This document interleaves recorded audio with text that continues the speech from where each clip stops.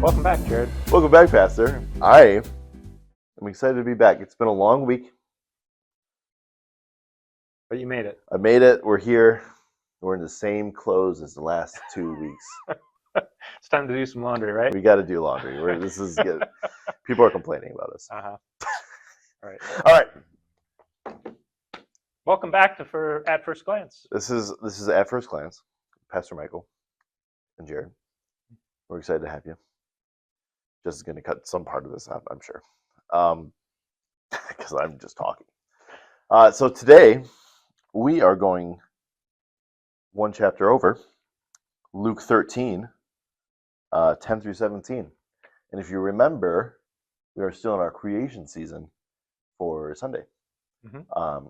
So we're still getting our bonus gospels in. Mm-hmm. That'll continue through the end of August. Yep. Mm-hmm. Which is kind of like storing up treasures in heaven, bonus gospels. Yes. So kind of related there. Last week was a little crazy. Jesus was getting a little nuts on us. But now we're back to Jesus healing someone and calling rabbis hypocrites, which is really exciting. Familiar territory. It is similar to last week in that respect. It is. Yes. Tension. We're Mm-hmm. butting heads again, Mm-hmm. and we love it. We're definitely Team Jesus. I should probably just get into the gospel, huh? Go ahead and read it, yeah. All right. So this is Luke 13, verses 10 through 17. Mm-hmm. Now he was teaching in one of the synagogues on the Sabbath. And just then there appeared a woman with a spirit that had been crippled for her 18 years. She was bent over and quite unable to stand up straight. When Jesus saw her, he called her over and said, "Woman, you are set free from your ailment." When he laid his hands on her, she immediately stood up straight and began praising God. But the leader of the synagogue, indignant because Jesus had cured on the Sabbath, kept saying to the crowd, "There are 6 days on which work ought to be done. Come on those days and be cured, and not on the Sabbath day." But the Lord answered him and said, "You hypocrites! Does not each one of you on the Sabbath untie his ox or his donkey from the manger and lead it away to give it water? And ought not this woman, a daughter of Abraham, whom Satan bound for 18 long years, be set free from this bondage on the Sabbath day?" When he said this, all his opponents were put to shame, and the entire crowd was rejoicing at all the wonderful things that he was doing. Again, big Jesus fan. He's doing some great stuff. We're curing people on the Sabbath. It's great. We love curing people. And Jesus does that quite a bit. Mm-hmm. And we're thankful for that. I mean, what stands out to me is this, the religious leaders butting up against Jesus on the Sabbath. Mm-hmm. We see this again and again. Jesus calls himself the Lord of the Sabbath, and that man was made, or Sabbath was made for man, not man for the Sabbath. Don't want to get that messed up. So Jesus is doing this work. Why are the religious leaders all upset? Well, the Sabbath is one of the defining characteristics for the people of Israel, for Mm-hmm. the Jewish people.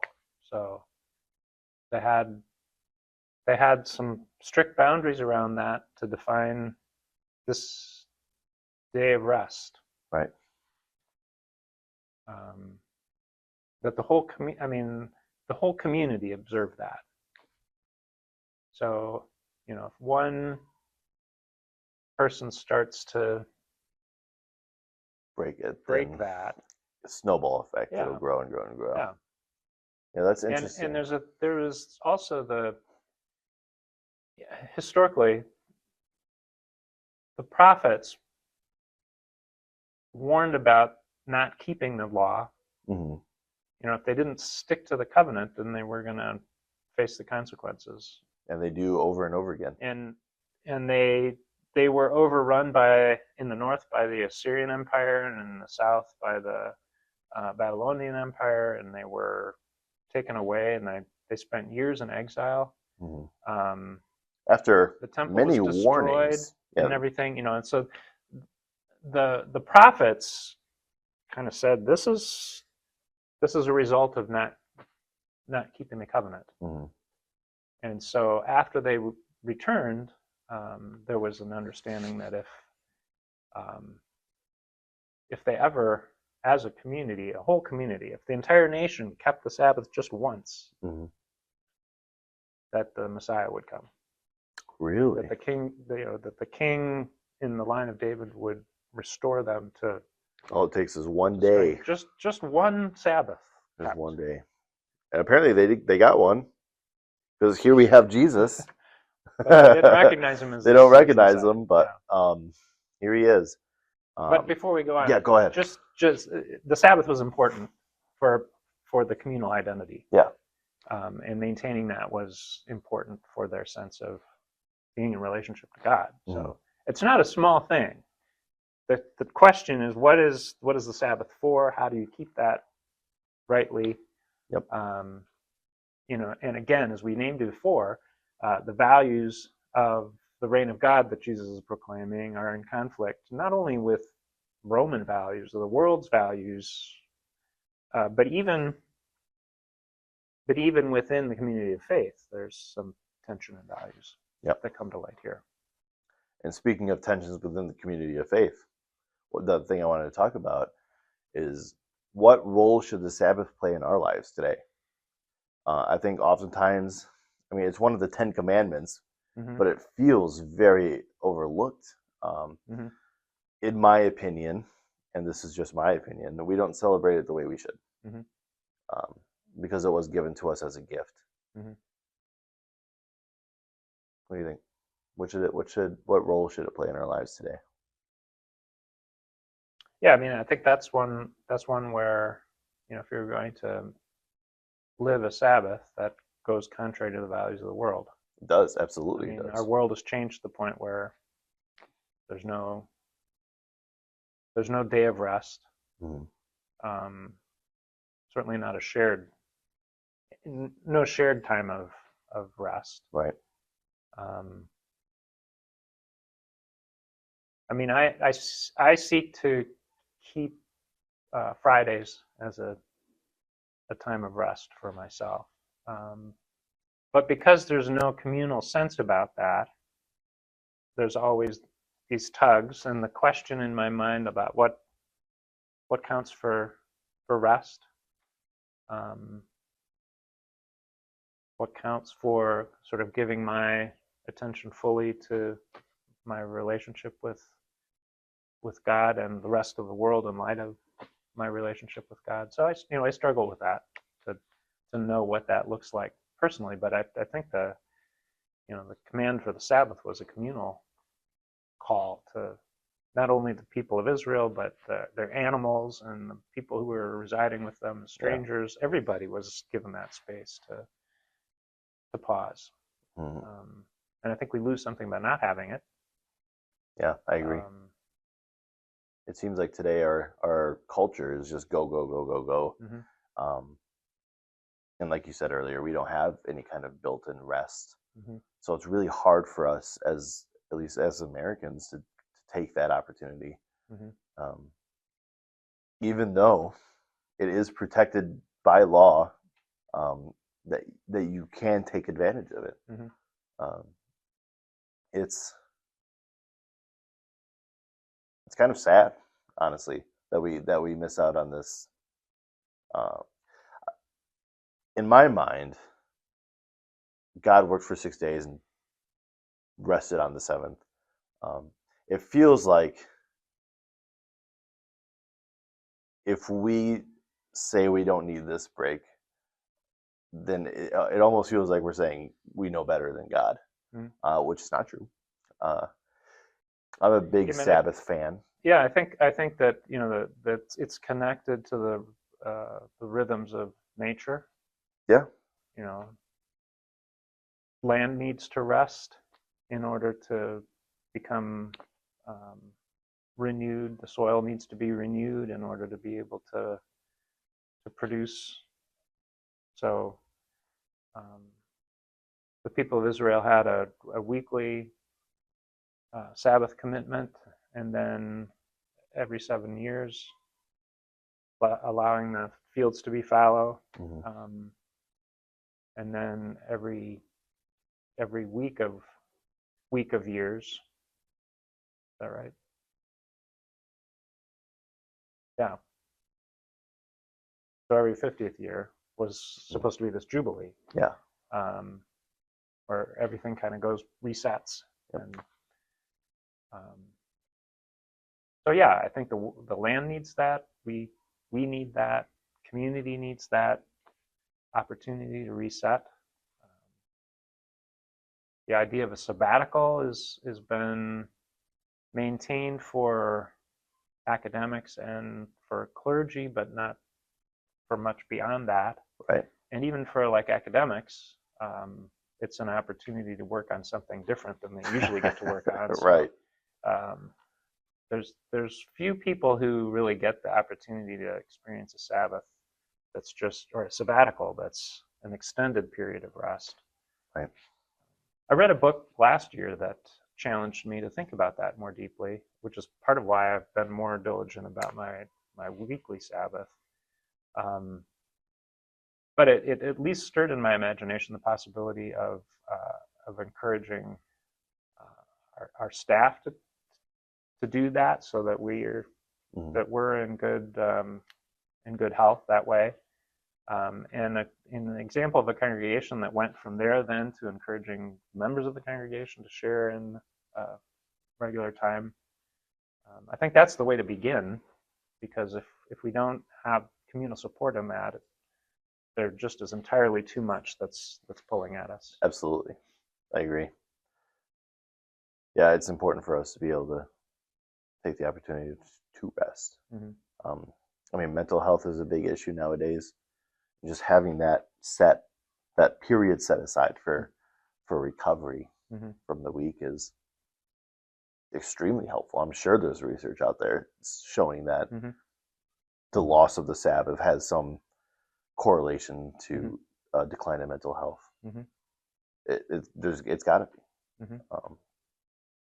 Yeah. So the Sabbath itself has value. It does. That's absolutely. not the question in this story. Jesus isn't arguing that we shouldn't bother with the Sabbath. Right. He's offering a different vision here that's consistent with his whole message. Absolutely. I love how he says, look, you lead your animals out to get water on the Sabbath, and you don't call that work. Going back to his reading of Isaiah in the synagogue in Nazareth, he says, "The Spirit of the Lord is upon me, has anointed me to bring good news to the poor, to proclaim release to the captives, recovery of sight to the blind, to let the oppressed go free."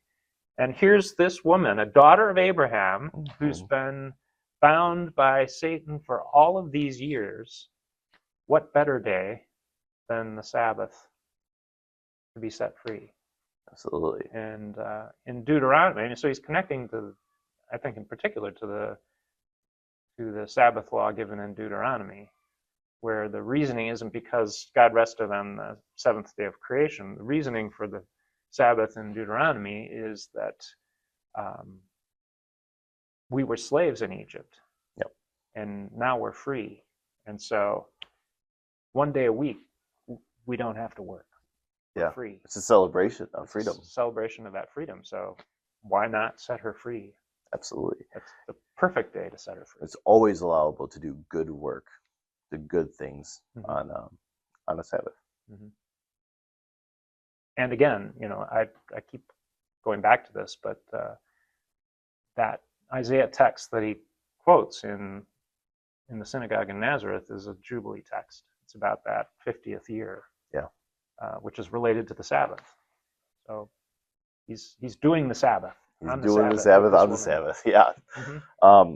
So I guess then the question that I'm thinking about right now is, how do we relate this back to this community that we've been talking about this month? All month we've been talking about this community that grows together and sacrifices together. How does the Sabbath come into play on that? Well, again, I think it's about the different values of the kingdom of God. We live in a society that wants to keep going, gathering more and more and more and more. We can't stop because we might miss out. Absolutely. To intentionally take a day and not do that requires you, and part of the Sabbath discipline is about preparing for a day when you don't do anything. Mm-hmm. You've got to get the things that need to get done other times during the week. When the Israelites were wandering in the desert, reframes your way of thinking in a big way. So I think it's connected to that. Absolutely. What are the values we're living out? So obviously I take my Sabbath on Sunday for church and everything else. Mm-hmm. One of my favorite things to do on Sunday is sit in community at coffee hour and talk to people, mm-hmm. and worship with people. And mm-hmm. I think it's really refreshing. It is refreshing to be able to have that opportunity every week. Mm-hmm. So that community aspect for me personally is very valuable. And it's what we're called to. Mm-hmm. Well, this conversation reminds me of that book and challenges me again to think about, what is my Sabbath practice? How does that connect with community? And right. How, as a leader of this congregation, can I encourage our community to share in some deeper experience of that Sabbath practice? Absolutely. So that we might know freedom. I would love freedom. Mm-hmm. As Americans, we're big freedom fans. That's a conversation for another day. What does freedom mean? Next 4th of July, we're doing it. Talking about freedom. Seems like a good day for it. Anyway. Thank you, Jared. This has been great.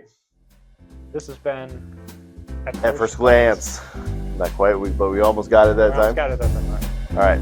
See you next week. See you next week.